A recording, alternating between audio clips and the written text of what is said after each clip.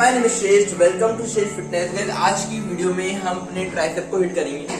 Guys इस workout में हम अपने तीनों ट्राइसेप को हिट करने वाले हैं, लॉन्ग हेड, ग्रेटर हेड और मीडिएटर हेड। तो गाइस वीडियो काफी ज्यादा मजेदार होने वाला है और आपको काफी ज्यादा अच्छा लगेगा वर्कआउट करने के बाद। तो गाइस फटाफट वर्कआउट करो और मैं आपको मिलता हूँ वर्कआउट के बाद।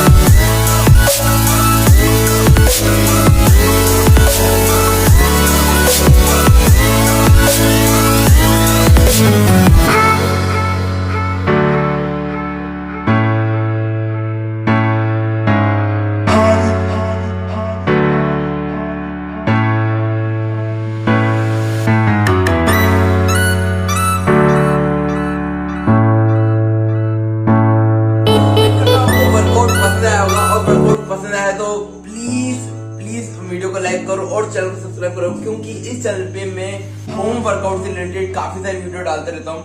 और गाइस आपको कोई भी दिक्कत आती है वर्कआउट में या कोई भी आपके रिव्यूज होते हैं तो प्लीज नीचे कमेंट सेक्शन में करो। और मैं आपको मिलता हूँ अगली वीडियो में एक नए वर्कआउट के साथ, नए बॉडी पार्ट के साथ।